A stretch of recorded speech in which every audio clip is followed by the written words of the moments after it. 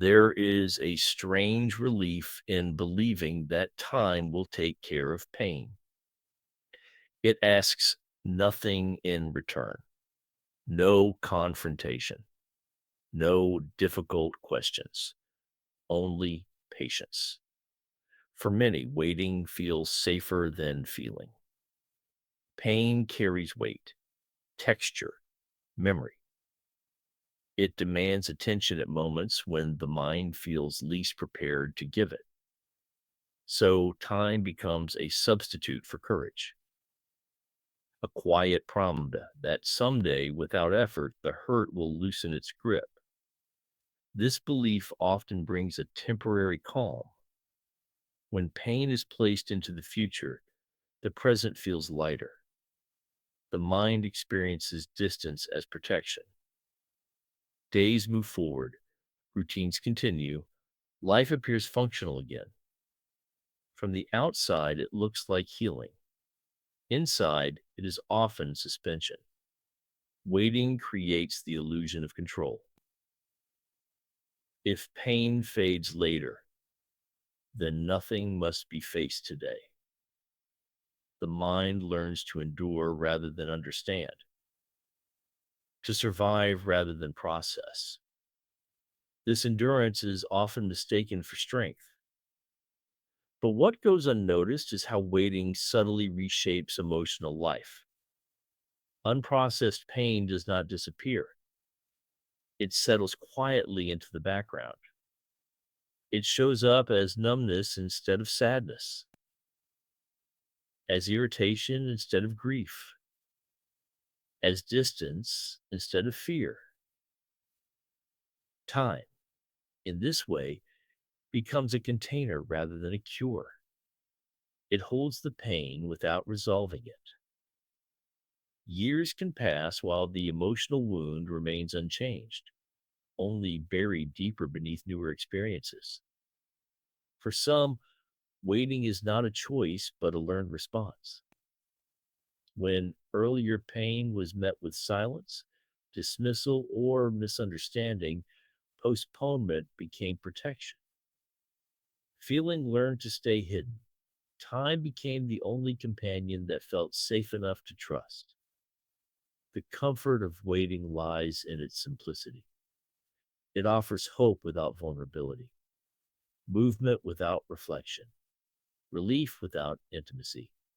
Yet beneath that comfort is something fragile, because what is postponed remains alive, and what is left untouched continues to shape the inner world quietly, patiently, waiting not for time, but for recognition. Chapter 2: Where the Belief Begins. The belief that time will fix what hurt rarely appears on its own. It is learned slowly, quietly, through moments where pain had nowhere to go. For many, it begins early. In environments where emotions were inconvenient, misunderstood, or minimized, expression felt unsafe. Sadness was labeled sensitivity. Fear was treated as weakness. Anger was something to be avoided rather than understood. So feelings were delayed instead of explored. When pain is not welcomed, the mind adapts. It learns to wait, to place emotional weight into the future, hoping distance will dull its impact. Time becomes a stand in for comfort that was missing. This pattern is reinforced by survival. Children and adolescents often cannot resolve pain where it begins. They depend on others for understanding and reassurance. When that support does not arrive, endurance becomes the strategy.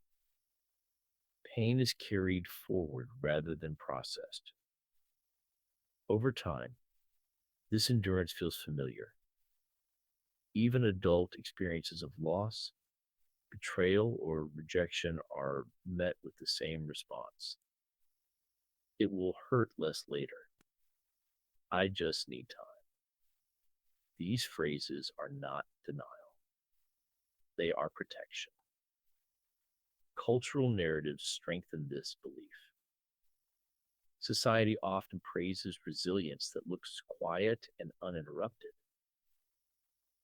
Moving on is celebrated more than sitting with pain.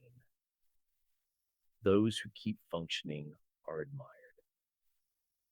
Those who pause to feel are often misunderstood. So the belief becomes deeply rooted. Time is trusted because it has always been there. It passed during previous pain. Life continued. Survival occurred. But survival is not the same as healing. What is postponed remains unfinished. Unacknowledged emotions do not fade, they wait. This waiting shapes identity. People begin to see themselves as someone who endures, not someone who feels deeply. Emotional distance becomes normal. Intimacy feels unfamiliar. The belief in time becomes part of the self. The origin of this belief is not weakness, it is adaptation. It is the mind choosing what felt safest when other options were unavailable. Understanding this origin changes the narrative. The reliance on time is not laziness or avoidance, it is learned self preservation. And like all survival strategies, it once protected something tender. Chapter 3: What time can do and what it cannot.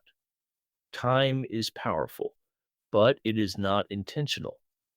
It moves whether healing happens or not. With distance, intensity often softens. Memories lose sharpness. The nervous system settles. What once felt overwhelming becomes manageable. This is the part of time people rely on, the natural fading of emotional charge. But time does not resolve it. It does not reinterpret experiences. It does not speak to the parts of the self that were confused, abandoned, or silenced. Without engagement, pain simply becomes quieter, not clearer. Unprocessed emotions adapt. They change form rather than disappear. Grief becomes numbness. Anger becomes irritability. Fear becomes hyperindependence. Shame becomes self-doubt. Time allows these shifts, but it does not choose them. This is why certain hurts resurface unexpectedly. A comment, a relationship, a moment of closeness can reopen something that seemed resolved. Not because healing failed, but because it never fully occurred. Time creates space. Healing requires presence. The belief that time fixes pain often keeps people moving forward without looking inward. Life fills with activity, responsibility, distraction. Externally, progress continues. Internally, the same emotional patterns repeat. This repetition can feel confusing. People wonder why the same themes appear in relationships, why certain insecurities persist, why the body reacts before the mind understands. Time has passed, yet something remains. This does not mean time was useless.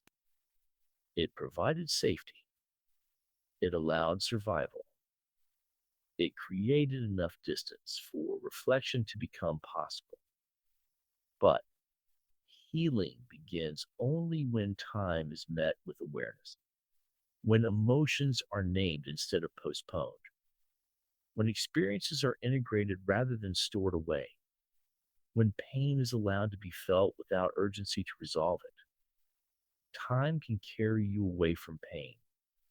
It cannot carry you through it. Understanding this distinction is pivotal. It reframes the belief. Time is not the healer. It is the container. and what happens within that container determines whether pain dissolves or waits. Chapter 4. When waiting becomes a pattern, waiting can feel like patience, like maturity, like strength. It often looks calm on the surface, choosing not to react, not to dwell, not to make things bigger than they are. Time is given room to pass. Life continues, and the pain is placed somewhere quiet with the belief that distance will eventually neutralize it. But over time, waiting can become a pattern of avoidance disguised as wisdom. When pain is consistently deferred, the nervous system learns that discomfort is something to outlast rather than understand. Emotions are not explored, they are managed, felt briefly, then set aside. The self becomes skilled at endurance, not integration. This pattern often begins subtly. There is relief in not confronting the hurt immediately. The absence of emotional work feels like peace. But this peace is conditional. It depends on nothing touching the wound. So the inner life becomes careful. Certain conversations are avoided. Certain memories are reframed prematurely. Certain feelings are judged as unnecessary or dramatic. Over time, this creates emotional distance, not just from the pain, but from the self. Waiting becomes a strategy for control. If enough time passes, the belief goes, the emotion will lose relevance. But emotions do not operate on calendars, they operate on acknowledgement. When feelings are postponed, they do not disappear, they wait. They resurface in quieter, more complex ways through fatigue, detachment, or a persistent sense of incompleteness. The person may begin to feel stuck without knowing why. Life looks stable. Decisions make sense. Yet something feels paused, as if an inner process never finished. This is the cost of waiting without listening. Time continues to move forward, but internally, certain moments remain suspended, unfelt, unresolved, unintegrated. Waiting, in this sense, is not neutral. It shapes identity. It reinforces the idea that pain must be endured alone. That understanding can come later. That the present self is not ready. Eventually, the question shifts. Not will time fix this, but what? This is where the belief begins to soften because waiting has revealed its limit. Chapter 5. The quiet realization. The realization does not arrive dramatically. There is no single moment of clarity, no emotional collapse that forces understanding. Instead, it appears gently, almost unnoticed. It shows up as a subtle honesty, a recognition that time did not fail, but it also did not finish the work. There is a quiet understanding that the pain was never asking to be erased. It was asking to be witnessed. This is often the moment when self blame begins to loosen. The person sees that believing in time was not foolish, it was protective. It allowed distance when closeness felt unsafe. It created survival when reflection felt overwhelming. But survival has an expiration. As awareness grows, the inner dialogue changes. The question shifts from, why am I still affected by this? To what part of this was never allowed to be felt? This realization is not urgent. It does not demand action, it invites presence. There is permission to stop minimizing the impact of past experiences, to acknowledge that certain moments mattered more than they were allowed to at the time. That strength was not in enduring silently, but in continuing despite unresolved feeling. In this space, pain becomes more specific, less diffuse, more human. Instead of a general heaviness, there are named emotions: grief, disappointment, fear, longing. They are no longer overwhelming because they are no longer avoided. The realization also brings compassion toward the self that waited, toward the self that hoped time would carry the weight, toward the self that did not yet have the language or safety to engage directly. This compassion is not indulgence, it is clarity.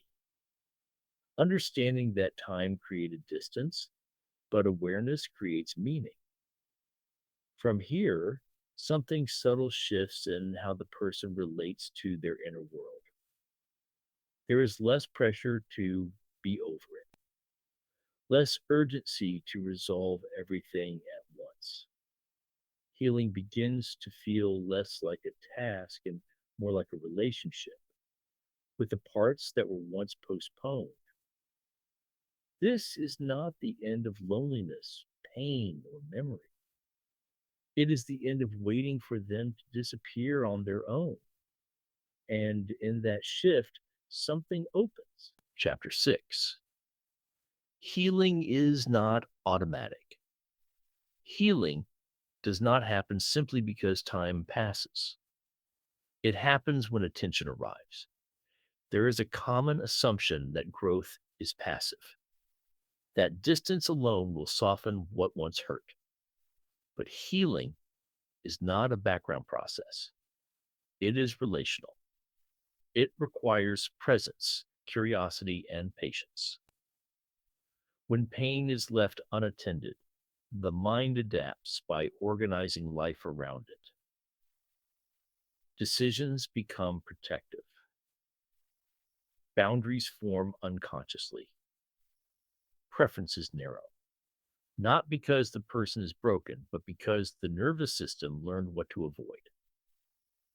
Healing begins when this protection is gently examined, not dismantled, not judged, simply noticed.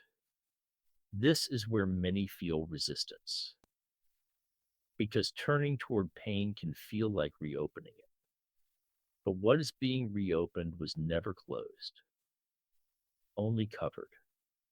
Attention does not intensify pain, it gives it context. As awareness increases, emotional responses become clearer. Patterns make sense. Reactions feel less random. The inner world becomes more navigable. This does not mean reliving the past. It means allowing its emotional residue to be understood, to recognize how certain beliefs formed, how silence became safety, how endurance replaced expression. Healing is not about forcing resolution, it is about integration. When experiences are integrated, they stop demanding attention through symptoms. The body no longer needs to signal through tension, fatigue, or detachment. The mind no longer loops around the same questions. Instead, there is space. This process is slow by nature, not because people resist healing, but because trust must be rebuilt internally. The self must learn that attention is not dangerous. That feeling does not mean collapse. Time supports this process, but it does not lead it. It offers room. Healing chooses how that room is used. This is why some people feel lighter years after an event, not because time fixed it, but because awareness finally met it. Healing, then, is not automatic. It is intentional in the softest way possible. And when that intention is sustained, something fundamental changes. Pain no longer waits to be fixed by time. It becomes something that can be held, understood, and released at its own pace. Poetic closure. What time was never meant to do. Time was never meant to heal. It was meant to carry. It carries moments forward, whether they are understood or not. It moves memories into the past, but it does not decide what stays alive inside the present. Pain that is left unattended does not disappear with years. It simply learns how to exist quietly, how to wait, how to adapt to a life built around endurance. The belief that time would fix what hurt was not naive. It was human. It was the hope that distance could substitute for safety. But healing begins when time is met with presence, when attention replaces avoidance, when feeling is allowed without urgency to resolve it. This is where pain loosens its grip, not because it is erased, but because it is no longer alone. Time creates the space. Awareness gives that space meaning. And in that meaning, the past stops pulling at the present. The hurt is no longer something to wait out, but something that has already been heard. This is not the promise of a life without pain. It is the possibility of a life without silent suffering. Because what heals is not time itself, but the moment someone finally stays with what time carried forward.